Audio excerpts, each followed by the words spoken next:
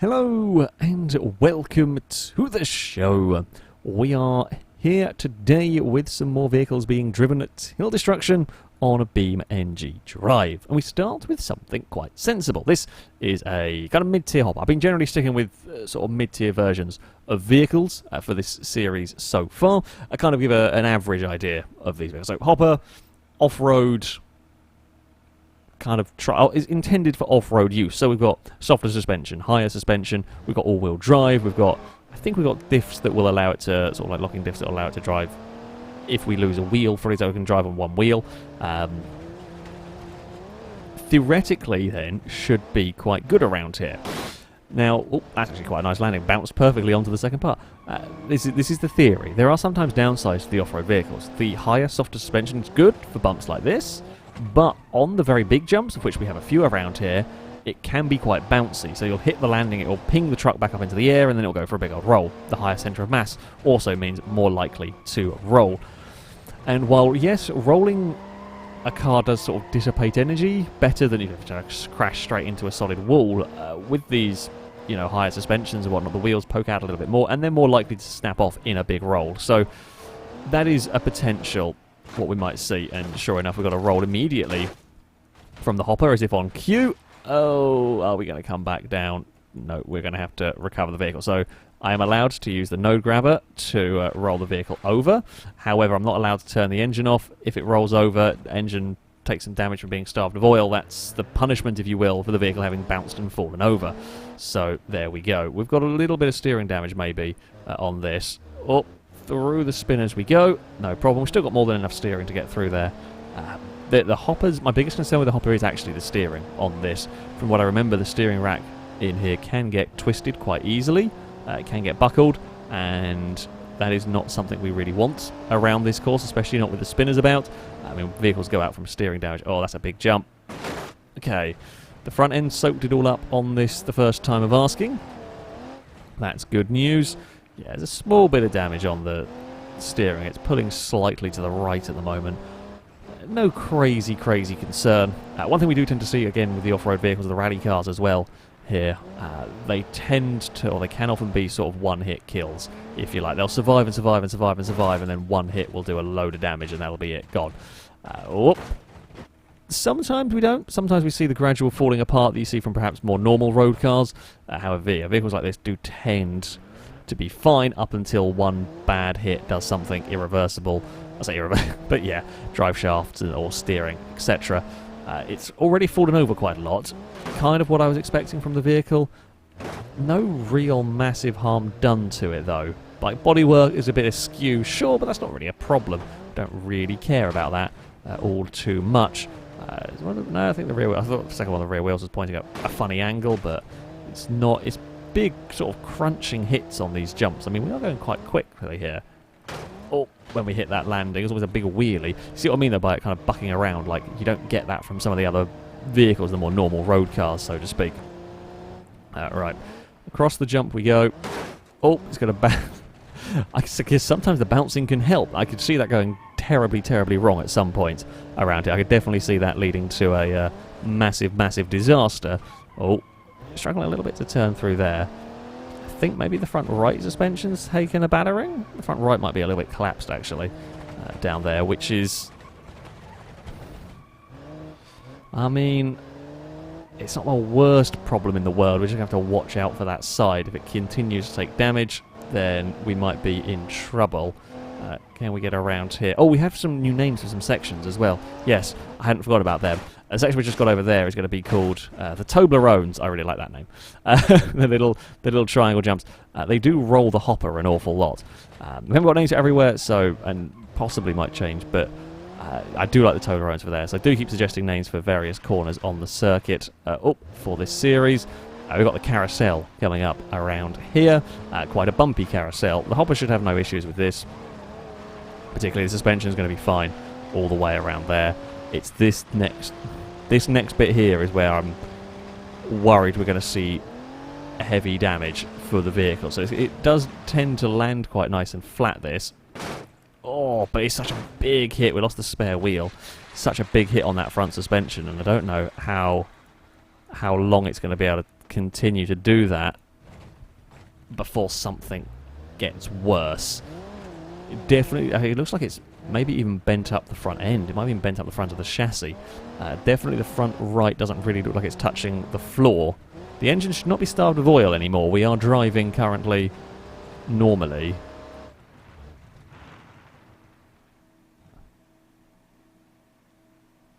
What happened? Did it lose oil? Did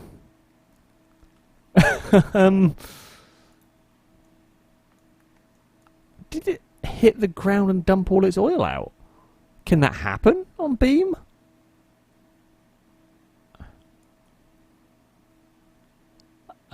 Something broke in the hopper, and I'm not sure what, but something has broke, and the engine's gone. I'm going to say it might have lost all of its oil.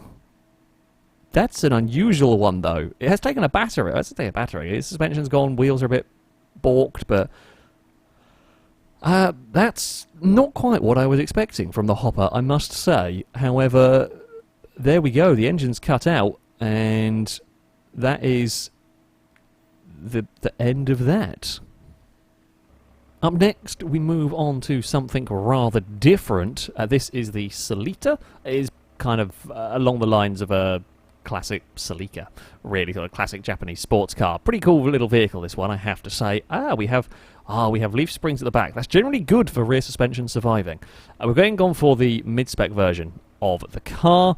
Now, I did have to change one thing from the configuration, and that is the radiator. I had to put on a higher performance radiator because the standard radiator just doesn't cut it. The car will overheat just driving normally. So there we have changed that. It's got a decent chunk of power, this one. Again, I'll say again, rear-wheel drive. So we're going to maybe see some sliding around. Oh dear!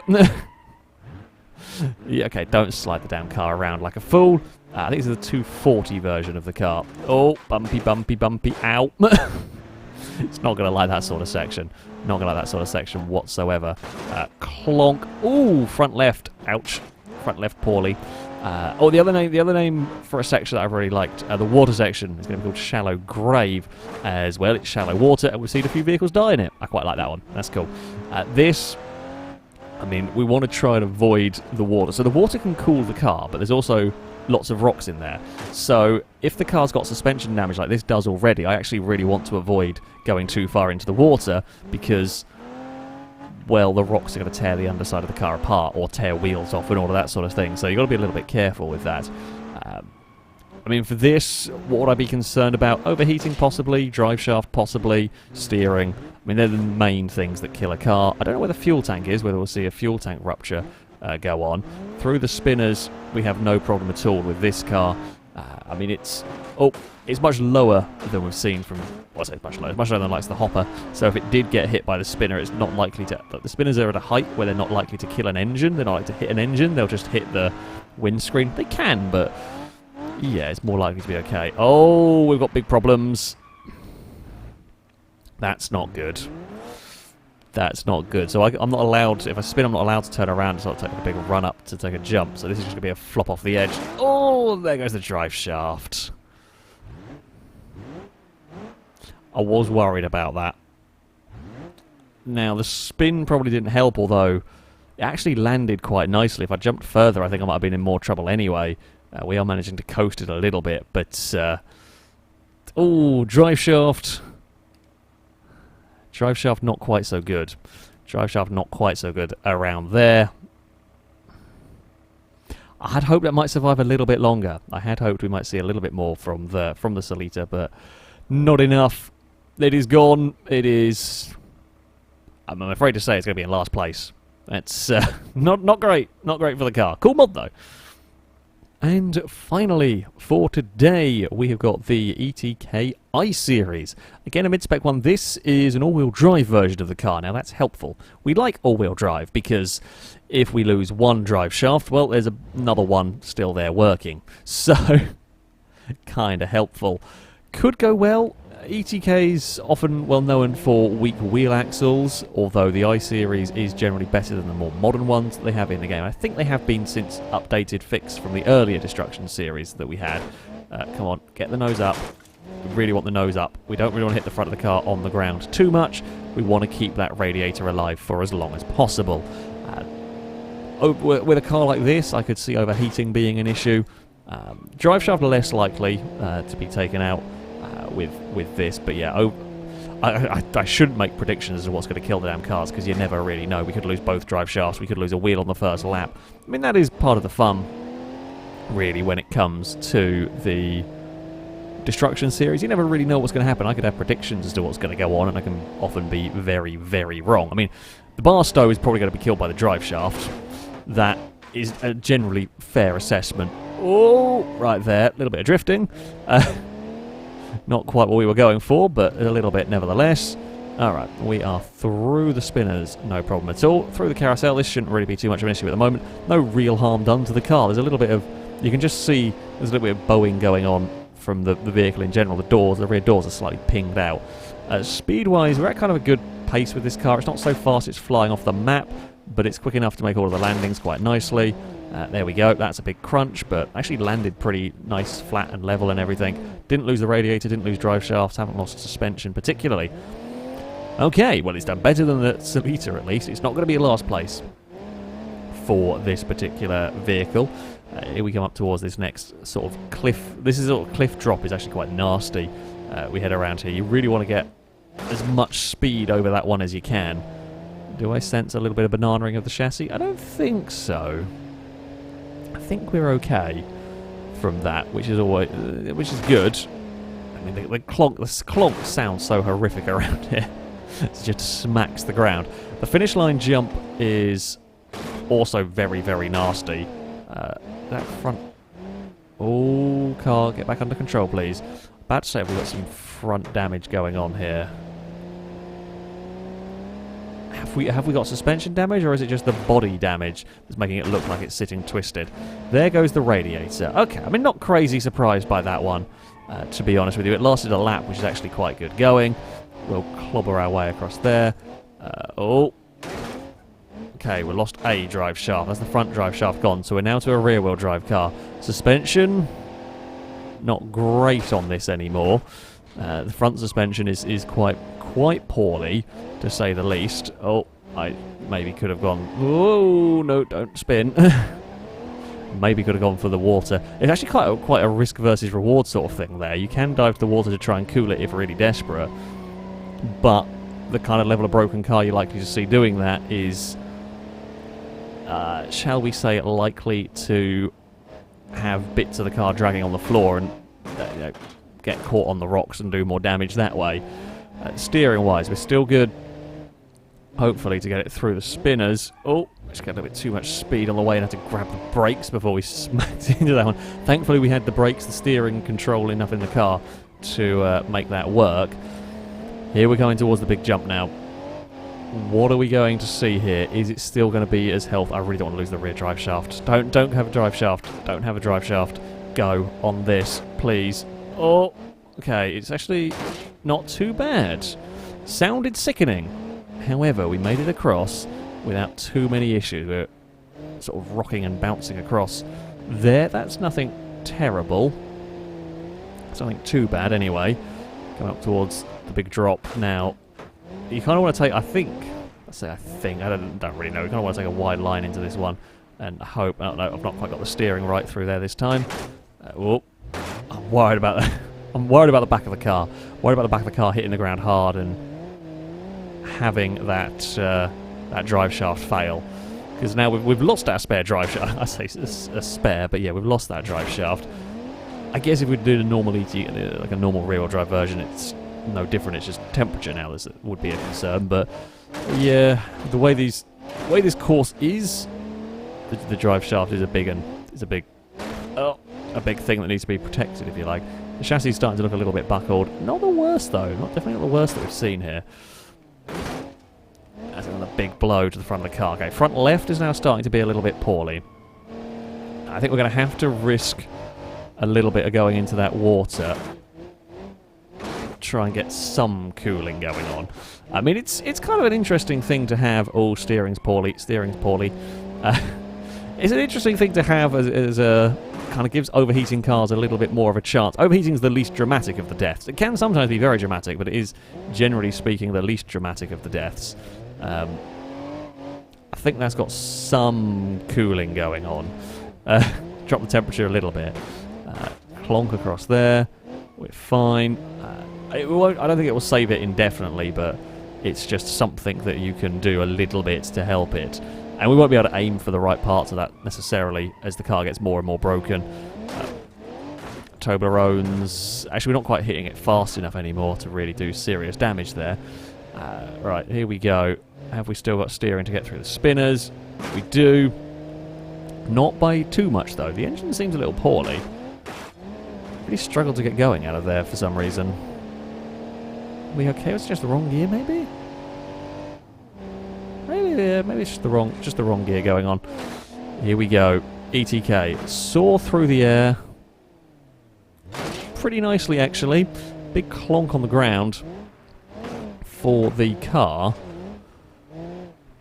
I mean, it's not really got any worse this lap around. It doesn't feel like it. Whether, you know, bits I can't see are getting snapped or closer to being snapped is very hard to tell, of course. Come on. Get around here. This isn't great news. Oh, that's a big hit on the front again. So I mean, the radiator's already gone, so what does that matter?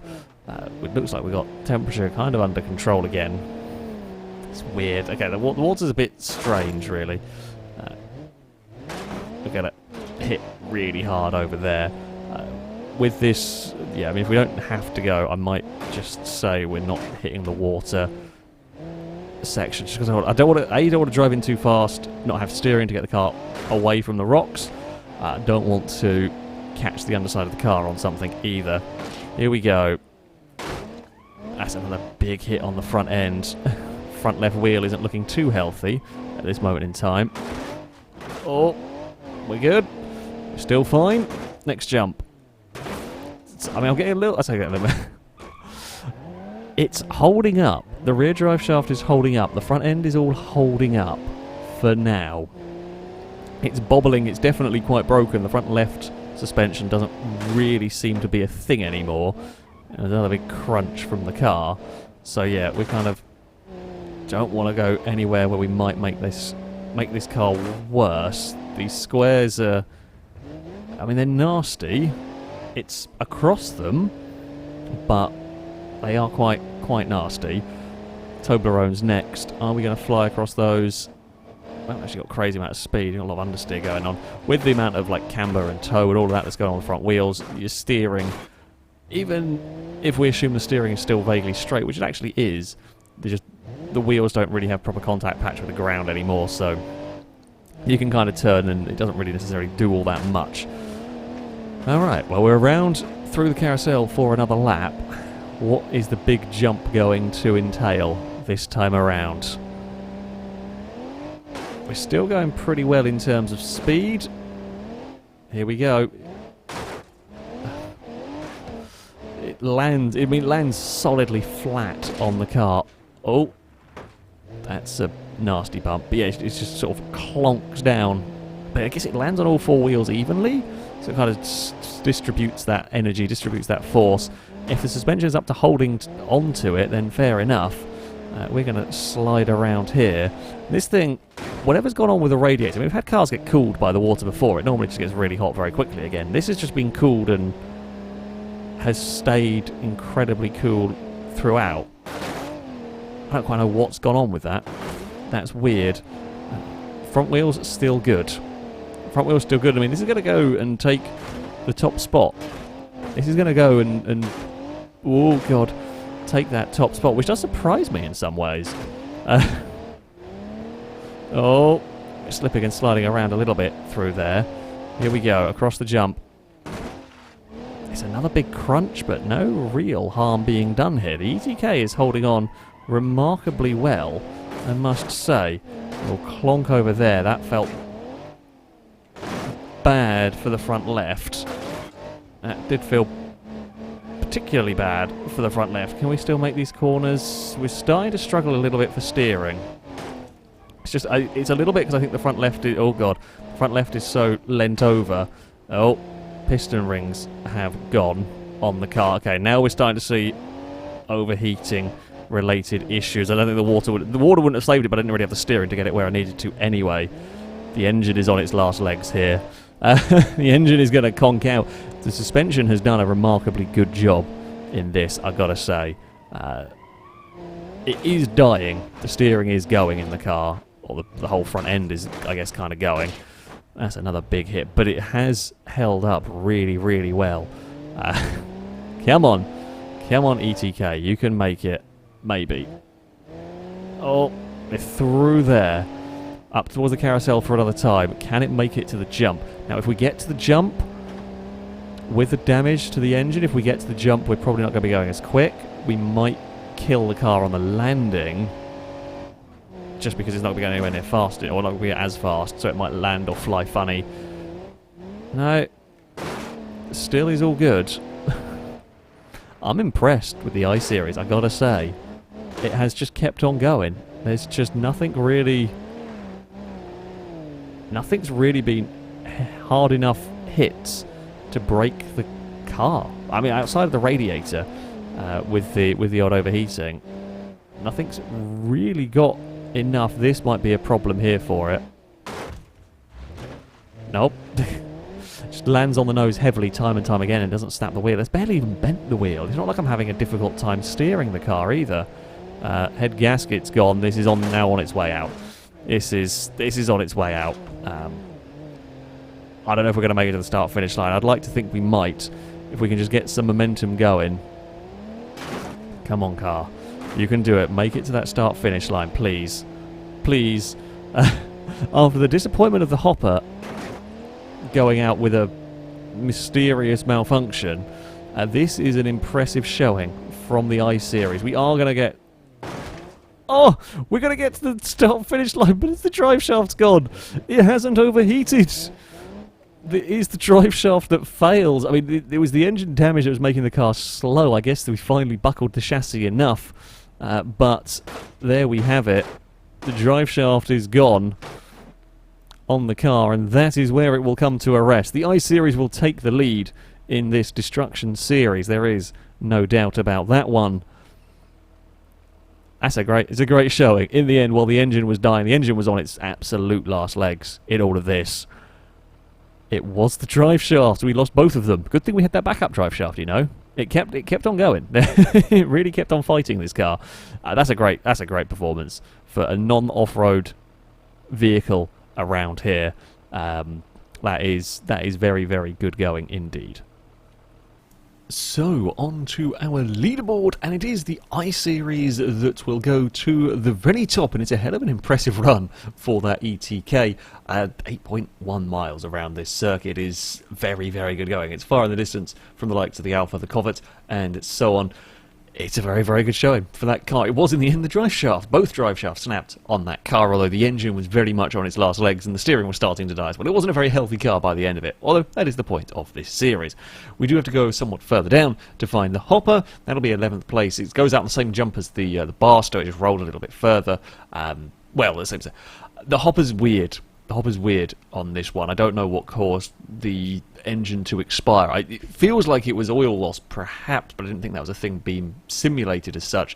Something locked up on the engine, and that killed it. The Celita, unfortunately, not very good on that one. Drive shaft went on the first time of asking, pretty much, for that vehicle. But there we go. That is going to be it for this video. As ever, I shall link all the mods used in the description so you can download them and have a go with them yourself. That is going to be it from me. Thank you all very much for watching, and until next time, goodbye.